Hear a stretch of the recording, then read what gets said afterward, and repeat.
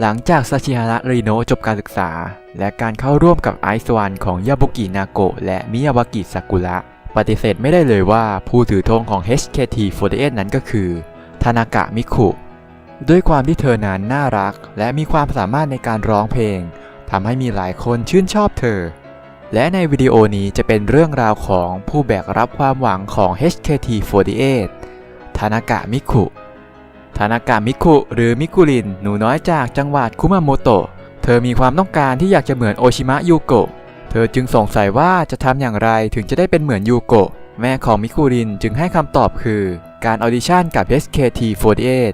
เพราะการที่ HKT48 ตั้งอยู่ที่จังหวัดฟุกุโอกะใกล้กับจังหวัดคุมาโมโตะบ้านเกิดของมิกุรินและในปี 2013 ที่เดือนสิงหาคมมิกุรินก็ได้เข้าร่วมการออดิชั่น HKT48 ซึ่งเธอก็สามารถผ่านมาได้และได้มาเป็นเมมเบอร์ของ HKT48 รุ่นที่ 3 มิคุรินกล่าวว่าเธอเห็น AKB ปรากฏตัวบนโทรทัศน์หลายรายการด้วยรอยยิ้มและความสุขดังนั้นเธอจึงคิดว่าต่อไปคือเธอจะมุ่งเป้าไปที่ HKT48 ซึ่งทำงานเคียงข้างกับจังหวัดคุมาโมโตะซึ่งในเดือนพฤศจิกายนมิคุรินได้ปรากฏตัวที่เธียเตอร์ของ HKT48 ในฮิมาวาริกุมิสเตจปัจมะไดและแสดงในฐานะแบ็คแดนเซอร์ในเพลงจุนโจชุกิเมื่อถึงตาของมิคุรินแนะนำตัวมิคุรินก็แนะนำตัวเองว่าเธอเรียนอยู่ชั้นประถมปีที่ 6ตัวเธอนั้นอายุ 12 ปีเป็นคนจังหวัดคุมาโมโตะและรักเจ้าหมีมัสคอตของคุมาโมโตะคุมามงอีกทั้งตัวเธอเองนั้นเป็นเพียงเมมเบอร์คนเดียวของ AKB48 Group ตอนนี้ที่มาจากจังหวัดคุมาโมโตะดังนั้นเธอจึงตั้งมั่นเพื่อนำเสนอเสน่ห์ของจังหวัดคุมาโมโตะบ้านเกิดของเธอต่อมาในเดือนธันวาคมในสเตจของเคนคิวเซโนไนพาราไดซ์มิคุรินก็ได้ทำการแสดงเปิดตัวที่เธียเตอร์ของ HKT48 เป็นครั้งแรกและต่อมาในปี 2014 ที่ต้นเดือนกุมภาพันธ์ทัวร์คอนเสิร์ตคิวชูของ HKT48 ที่จังหวัดนางาซากิได้มีการประกาศเซมัตสึซิงเกิลที่ 3 ของ HKT48 ที่มีชื่อว่าซากุระมินาเดะทาเบตะซึ่งมิคุรินและนาโกะเคนยูเซของรุ่นที่ 3 ก็ได้ควงคู่กันติดเซมัตสึเป็นครั้งแรกอย่างรวดเร็ว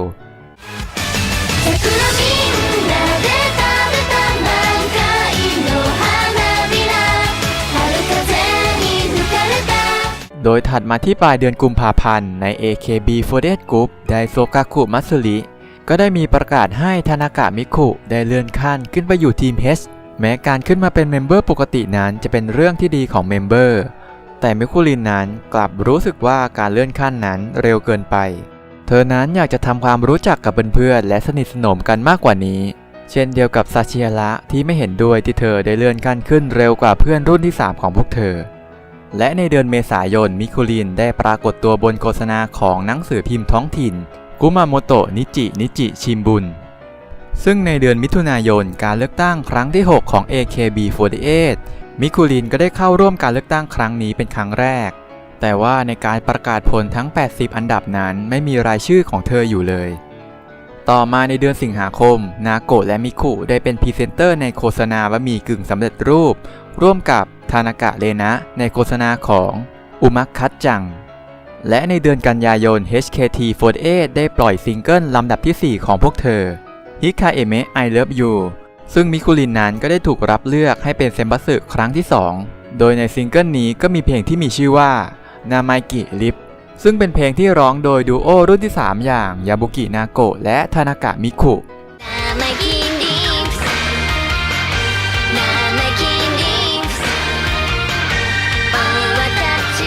ต่อมาในปี 2015 มิคุรินได้ประกาศเป้าหมายของตัวเองว่าเธอจะเป็นทูตของจังหวัดคุมาโมโตะให้ได้ซึ่งในเดือนมีนาคมในคอนเสิร์ตของเมมเบอร์ที่อายุต่ำกว่า 21 ปี AKB48 อย่างเมมเบอร์ Nationwide Tour ที่ไซตามะซูเปอร์อารีนาได้มีการก่อตั้งยูนิตเมมเบอร์อายุน้อยเดนมูจูที่ประกอบไปด้วยโอวาดะนานะมุคาจิมิองคาวาโมโตะซายะมุรายามะยุยรีทานิกุจิเมกุยาบุกินาโกะและทานากะมิคุซึ่งพวกเธอเดนมูจูก็ได้มีเพลงเป็นของตัวเองโดยเป็นเพลงร้องในซิงเกิลที่ 40 โบคุตะจิวะตะตะคาวาไนโดยมีโอวาดะนานะเป็นเซนเตอร์ในเพลงคัฟคาโตะเดนมูจู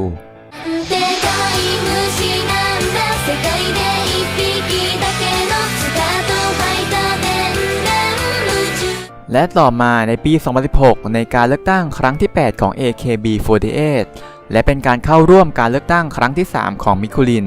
2 ปีที่ผ่านมานั้นเธอไม่ได้อยู่ในอันดับการเลือกตั้งแต่ในปีนี้ก็มาถึงอันดับของมิคุรินได้ไปในอันดับที่ 45 ซึ่งเธอก็ได้กล่าวว่าขอบคุณทุกคนที่ช่วยลงคะแนนและเป็นกำลังใจให้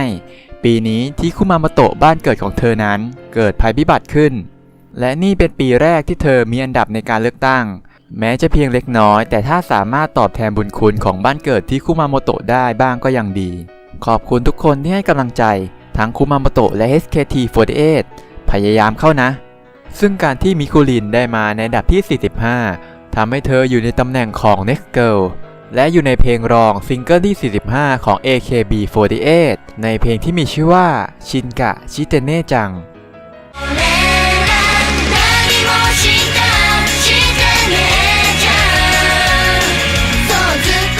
ต่อมาในเดือนสิงหาคมมิคุรินได้มาเป็น Exclusive Model ของ Loveberry นิตยสารสำหรับสาวมัธยมต้นและสาวมัธยมปลายซึ่งในสเตจวันเกิดของมิคุรินเธอได้มีโอกาสเปิดใจพร้อมอ่านจดหมายที่เขียนมาให้ผู้ชมและเมมเบอร์ได้ฟังโดยก็มีใจความว่าเธอทำหน้าที่มาแบบเจ็บปวดลึกๆเพราะได้เป็นเซมบัสสึตลอดทั้งที่ไม่เคยติดอันดับในการเลือกตั้งสักครั้งแต่พอมาในปีนี้เธอมีอันดับในการเลือกตั้งและยังได้เป็นนางแบบของนิตยสาร Loveberry อีกด้วยเธอคิดว่ามันเป็นเพราะแรงสนับสนุนของแฟนๆตัวเธอเองนั้นไม่ค่อยกล้าแสดงความรู้สึกมากสักเท่าไหร่เพราะกลัวว่าคนอื่นอาจจะเกลียดหรือเข้าใจผิดได้อาจจะโดนคิดว่าพูดออกมาไม่สมกับฐานะที่ตัวเองเป็นอยู่ทำให้เธอเก็บมันไว้และไม่พูดออกมาดีกว่าเธอคิดเช่นนั้นแต่ว่าเธอเกลียดความพ่ายแพ้เธอคิดอยู่หลายเรื่องเกี่ยวกับ HKT แม้ในสารคดีของ HKT ที่ให้เล่าความรู้สึกจริงๆออกไปแต่เธอก็เล่าความรู้สึกออกไปไม่ถึงครึ่งเธอถูกจับคู่กับนาโกะเป็นนาโกะมิคุมาตลอดเพราะสิ่งนี้เลยทำให้หลายคนจำชื่อเธอได้และยังได้งานในฐานะนาโกะมิคุอีกด้วยแต่เธอก็สงสัยว่าถ้านาโกะไม่อยู่ด้วยจะมีงานเข้ามาหรือเปล่าถ้าเป็นเธอคนเดียวจะสู้ได้หรือเปล่าเธอรู้สึกผิดกับแฟนๆของนาโกะรวมถึงครอบครัวด้วยเธอยอมรับว่าก็มีช่วงที่เธอนั้นร้องไห้ถ้าพูดไปแล้วคนอื่นอาจคิดว่าพวกเธอไม่ชอบหน้ากันเธอกลัวคนเข้าใจผิดจึงเก็บไว้ในใจตลอดเธออยากมีงานเดียวอยากไปเป็นเมมเบอร์แถวหน้าได้หรือเปล่า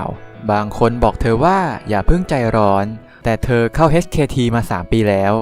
เธออยากจะเติบโตมากยิ่งขึ้นไม่ให้แฟนๆต้องกังวลเธออยากได้การประเมินในฐานะของทานากะมิกุสร้างผลงานโดยไม่เป็นตัวแถมของใครแน่นอนเธอมีความสุขที่ได้จับคู่กับนาโกะมิคุคือจุดเริ่มต้น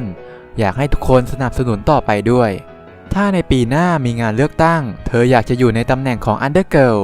แม้มันจะไม่ง่ายแต่ก็อยากไต่ขึ้นไปพร้อมๆกับแฟนๆเธอจะตอบแทนความหวังของแฟนๆจะไม่ทำให้ผิดหวังอีกเรื่องที่เธออยากพูดนั่นก็คือปีนี้เกิดภัยพิบัติที่คุมาโมโตะแม้แต่คอนเสิร์ตฟื้นฟูพื้นที่ประสบภัยยังถูกระงับเพราะสภาพอากาศที่แปรปรวนเธอเจ็บปวดไม่มีอะไรที่เธอสามารถทำได้เพื่อคุมาโมโตะถึงจะคิดแบบนั้นคนเดียวมันดูเป็นความคิดของเด็กทำให้รู้สึกไม่สบายใจอยู่เรื่อยมาดังนั้นจึงภาวนาให้คุมาโมโตะอันเป็นที่รักนั้นฟื้นฟูขึ้นมาเร็วๆและในปลายปีที่งาน NHK Kohaku Utakasen ครั้งที่ 67 ยาบุกินาโกะและทานากะมิคุได้ขึ้นแสดงแต่ไม่ใช่ในเพลงของ AKB48 ทั้งคู่นั้นได้ขึ้นแสดงเป็นแบ็คแดนเซอร์ให้กับเทนโดโยชิมิในเพลงอันตาโนะฮานามิจิซึ่งทั้งคู่นั้นก็ติดอันดับในการโหวต AKB48 ยูเมโนะโกฮาคุเซนบัตสึแต่ทั้งคู่ไม่สามารถขึ้นแสดงได้เนื่องจากข้อจำกัดของอายุทำให้พวกเธอได้ขึ้นแสดงในฐานะซัพพอร์ตเกสต่อมาในปี 2017 ในเดือนมกราคมมิคุรินได้รับการแต่งตั้งให้เป็นทูตสันทวไมตรีเมืองอิชิกาตะของจังหวัดคุมาโมโตะซึ่งหลังจากมิคุรินมีชื่ออยู่ในเซมบัสสึของ HKT48 ในซิงเกิลที่ 3ตั้งแต่นั้นมาเธอก็ติดเซมบัสสึติดต่อกันจนมาถึงในซิงเกิลที่ 9 บากุเตอิจังมิคุรินก็ไม่มีรายชื่ออยู่ในเซมบัสสึในเพลงที่ซาชิฮาระริโนะเป็นเซนเตอร์เช่นเดียวกับยาบุกินาโกะซึ่งก็ทำให้หยุดสถิติติดเซมบัสสึติดต่อกันของมิคุรินไว้ที่ 6 ซิงเกิลซึ่งต่อมาที่เดือนมีนาคมนั้นมิคุรินรวมทั้งนาโกะ ได้ปรากฏตัวในเวทีเดินแบบในฐานะ Loveberry Model ใน Anta Teen Fest 2017 at Tokyo และในเดือนมิถุนายนการเลือกตั้งครั้งที่ 9 ของ AKB48 ก็มาถึงในครั้งนี้มิคุรินได้มาถึงอันดับที่ 28 ซึ่งเธอก็ได้กล่าวว่าเมื่อปีที่แล้วเธอได้มาในอันดับที่ 45 ซึ่งเธอยังได้อันดับที่ 45 อีกในงานเลือกตั้งของงานขาวแดงเมื่อสิ้นปีที่แล้วเธอกังวลว่าอันดับที่ 45 มันจะต่อมายังในปีนี้อีกแต่ว่าในตอนนี้เธอมีความสุขจริงๆที่ได้มาในอันดับที่ 28 และถ้ามีการเลือกตั้งอีกครั้งในปีหน้าเธอจะเข้าไปอยู่ในเซมัตสึให้ได้ซาจิฮาระได้ตะโกนบอกมิคุสู้ๆทางมิคุรินก็ขอบคุณซาจิโกะเช่นกันนอกจากนี้เธอยังมีสัญญาไว้เมื่อเธอได้มาอยู่ในตำแหน่งของ Undergirl เธอจะตอบแทนบ้านเกิดของเธอคุมาโมโตะดังนั้นเธอจึงมีความสุขกับอันดับที่ 28 นี้ขอบคุณทุกคนซึ่งการที่มิคุรินอยู่ในตำแหน่งของ Undergirl ทำให้เธออยู่ในเพลงรองซิงเกิลที่ 49 ของ AKB48 ในเพลงดาราชิไนไอชิกะตะ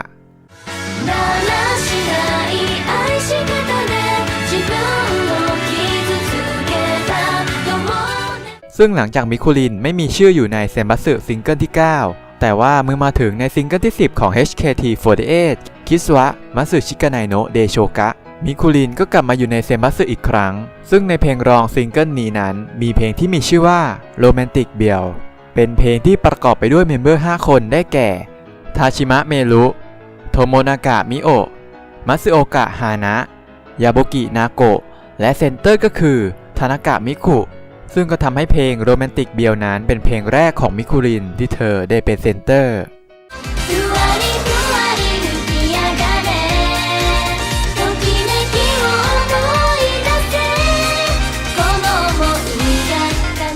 และในเดือนพฤศจิกายนนั้น AKB48 ได้ออกซิงเกิลที่ 50 ของพวกเธอ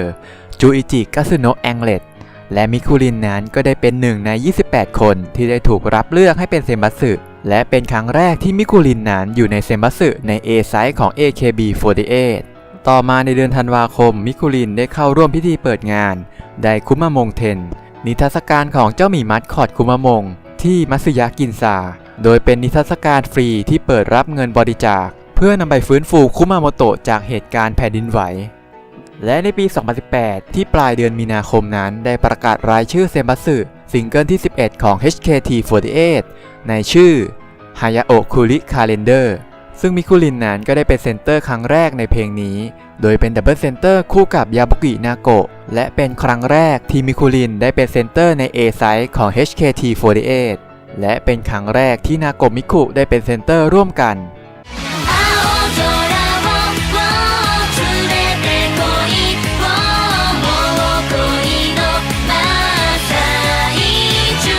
โดยในเดือนเมษายนเสียงของมิคุรินก็ได้ปรากฏตัวบนโฆษณาโดยเธอได้ร้องเพลงประกอบโฆษณา All Fake ผลิตภัณฑ์สำหรับมาร์กหน้า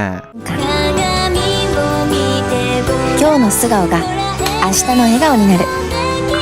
オルフェスต่อมาในเดือนมิถุนายน HKT48 ได้ปล่อยเพลงวาตาชิโนะฟุรุซาโตะซึ่งก็คือเพลงที่มิคุรินเคยให้สัญญาไว้ในการเลือกตั้งเมื่อปีที่แล้วเป็นเพลงที่เธอได้ไปเยี่ยมชมหมู่บ้านในคุมาโมโตะและถ่ายทำมิวสิกวิดีโอเพื่อโปรโมทจังหวัดคุมาโมโตะอีกด้วย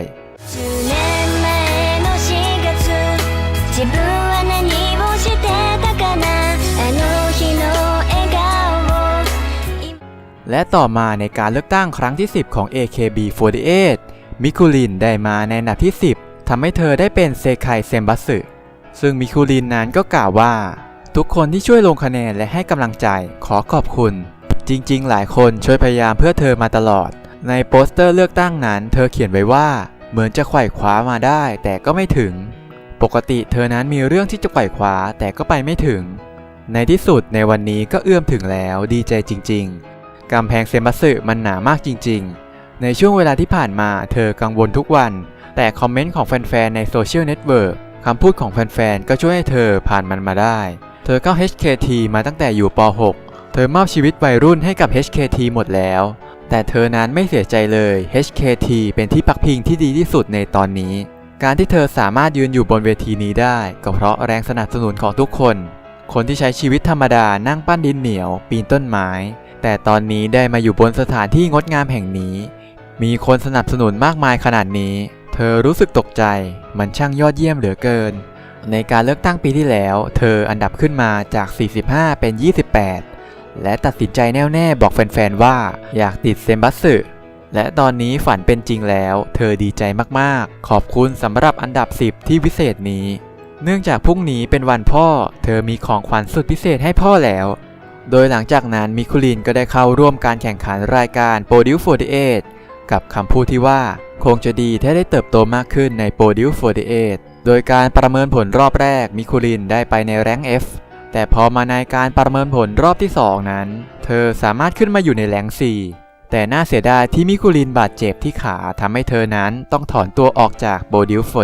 48 ซึ่งหลังจากกลับมาจาก Produce 48 ตลอดเวลาที่ผ่านมาก็ได้มีการหายไปของเมมเบอร์ระดับท็อปของ HKT48 นาโกะและซากุระที่ไปอยู่กับไอซ์วันการจบการศึกษาของซาชิฮาระริโนะการจบการศึกษาของโคดามะฮารุกะและในช่วงท้ายปี 2019 โทโมนากะมิโอะก็ได้ประกาศจบการศึกษาทำให้มิคุรินคือหนึ่งในความหวังของ HKT48 ในการพาวงเดินหน้าต่อไปซึ่งในปี 2019 ในเดือนพฤศจิกายนนั้นก็ได้มีประกาศจาก AKB48 ว่า AKB48 Group จะมีคอนเสิร์ตที่โตเกียวโดมซิตี้ฮอลล์อีกทั้ง Request Hour 2020 ยังจัดที่นั่นสุดท้ายยังมีการจัดโซโล่คอนเสิร์ตของเมมเบอร์ซึ่งมิคุรินนั้นก็ได้เป็นเมมเบอร์ของ HKT48 ที่ได้จัดโซโล่คอนเสิร์ตนี้โดยในปี 2020 ที่เดือนมกราคมในอีเวนต์ Request Hour 2020 เพลง Romantic Bill ที่มิคุรินเป็นเซนเตอร์ขึ้นไปถึงอันดับที่ 1 ของอีเวนต์ Request Hour กลายเป็นเพลงแรกของ HKT48 ที่ได้อันดับที่ 1 ในอีเวนต์ Request Hour ซึ่งไม่กี่วันต่อมาคอนเสิร์ตของมิคุริน HKT48 ทานากะมิคุโซโล่คอนเสิร์ตมินาเดะอิโชนิมิคุมงมงก็ได้จัดขึ้นที่โตเกียวโดมซิตี้ฮอลล์โดยมีแขกรับเชิญอย่างเจ้าหมีคุมะมงมาสคอตสุดที่รักของมิคุรินโดยซิงเกิลล่าสุดของ AKB48 นั้นมิคุรินเป็นเมมเบอร์ของ HKT48 ที่ถูกเลือกให้เป็นเซมบัสสึซึ่งทั้งหมดนี้อาจเป็นเพียงจุดเริ่มต้นของทานากะมิคุในการก้าวมาเป็นเสาหลักของ HKT48 จากเด็กตัวเล็กๆในวันนั้นกลายมาเป็นผู้แบกความหวังอันยิ่งใหญ่และสิ่งที่น่าชื่นชมอย่างยิ่งคือการไม่ลืมบ้านเกิดของตัวเองการตอบแทนบุญคุณบ้านเกิดทำให้เธอได้ใจคนอื่นไปเต็มๆและนี่คือเมมเบอร์ตัวเล็กๆที่ตอนนี้ไม่เล็กแล้วกับหัวใจอันยิ่งใหญ่ของเธอทานากะมิคุ